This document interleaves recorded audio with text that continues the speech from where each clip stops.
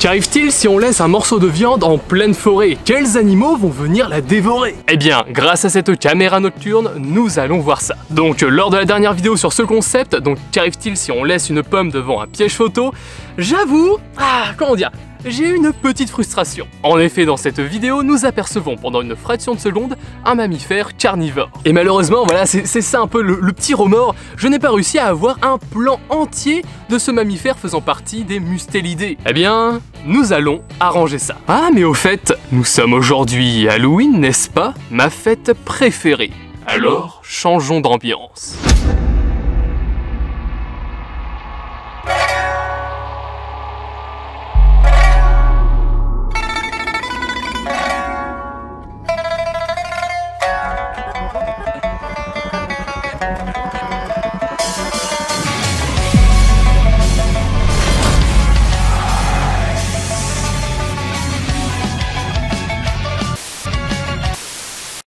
Ah voilà, la forêt de nuit donne une ambiance parfaite pour cette vidéo. L'animal que nous recherchons est très discret, pourtant il est assez commun, il fréquente les villages, les bois et les forêts. Mais peu de personnes arrivent à voir cet animal de leurs propres yeux, c'est un véritable fantôme.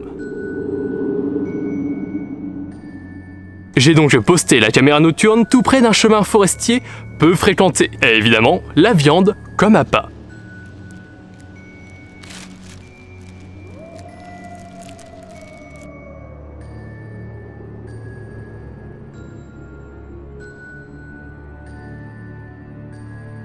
Après une semaine d'attente, j'ai relevé les résultats. Et c'est comment dire, assez intriguant. Clairement, je ne m'attendais pas à ça. Certains animaux cachent bien leur jeu. Le premier animal à avoir mordu dans la viande n'est nul autre que notre fameux et légendaire mulot. Coucou. Ouais, lui on commence à bien le connaître sur la chaîne. J'avoue avoir été assez surpris qu'un rongeur comme le mulot s'attaque à un morceau de viande. Mais en réalité, cela peut s'expliquer assez facilement. De base granivore, il va se nourrir de tout ce qu'il va trouver. Les insectes font aussi partie du menu. Le tas de viande attire de nombreux insectes nécrophages. Nécrophages, ce sont les animaux qui se nourrissent de cadavres ou qui les utilisent pour pondre. Un tas de viande comme ceci en pleine forêt, eh bien, attire de nombreux insectes. Donc le mulot était peut-être là pour les manger. Néanmoins, on voit bien qu'il grignote un peu de viande. En plus, il a ramené toute la clique. Effectivement, ce tas de viande est un apport incroyable en énergie. Une occasion à ne pas manquer, un véritable plus pour la survie. Certains animaux de base, herbivores, granivores, etc. peuvent, si l'occasion se présente, grignoter quelques restes animaux.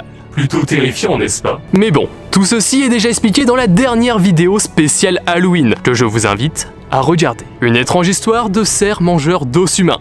Ouais, c'était assez glauque. Pendant cette semaine, la caméra s'est environ déclenchée une 50aine de fois. Sur ces 50 roches, 48 étaient du mulot. Ouais, ça fait beaucoup. Attention, petite compilation de 3 heures de roches mulotesques.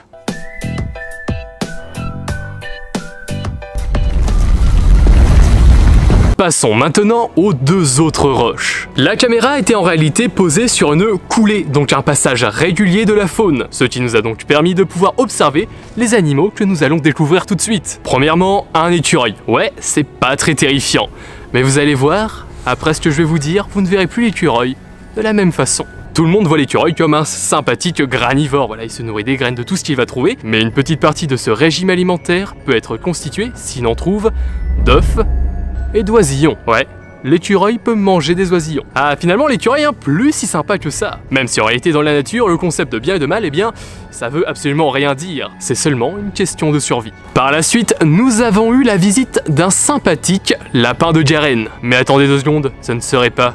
Mais si, c'est bien lui, le diable de la compilation de vidéos TikTok.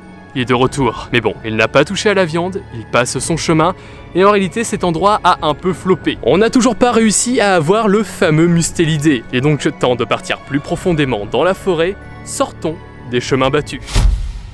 Nous voici arrivés dans une zone extrêmement peu fréquentée. Malgré que nous soyons à une centaine de mètres des habitations, impossible de venir ici par hasard. Il faut se frayer un chemin à travers les ronciers et les terrains sont très escarpés. Ce qui fait de ce milieu un véritable havre de paix pour la faune. C'est donc un très bon endroit pour poser la caméra et l'appât. Au bout d'une semaine, je suis parti récupérer les données, et l'animal que nous recherchions tant a fait son apparition. Apparu comme un fantôme, voici la fouine.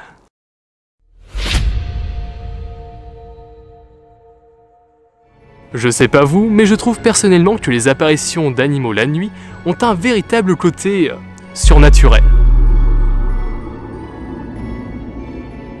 Nous avons enfin réussi à filmer une fouine en intégralité. La fouine est un carnivore opportuniste, elle va se nourrir de tout ce qu'elle va trouver. Donc ça peut être des œufs, des baies, mais surtout des micro-mammifères, dont le mulot.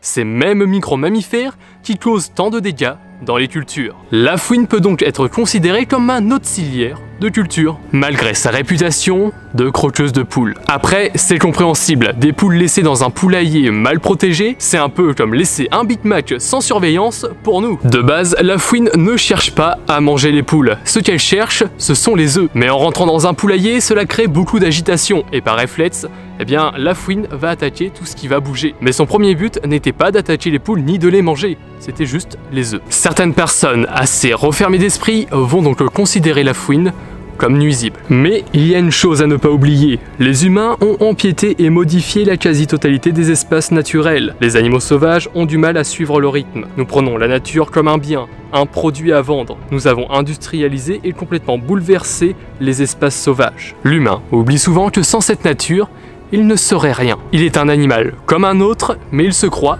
tout permis. Comme dirait le proverbe, ce n'est pas la biche qui traverse la route, c'est la route qui traverse la forêt. À méditer pour certaines personnes.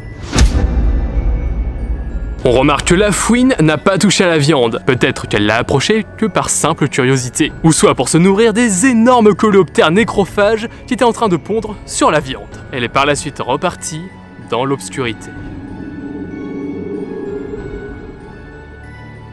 En regardant ces images, on aurait vraiment du mal à croire que cet animal vit bien plus proche de nous que ce que l'on croit. Ce qui est fascinant avec ce concept, c'est qu'on ne sait jamais sur quoi on va tomber. Quelle créature tapie au fond de la forêt va sortir de l'obscurité. Qui sait, peut-être qu'un jour, nous aurons le Bigfoot. En attendant, nous, on se retrouve pour de prochaines vidéos. Allez, salut! Oula, c'est quoi ça? Donc hop, hop. On va aller voir. C'est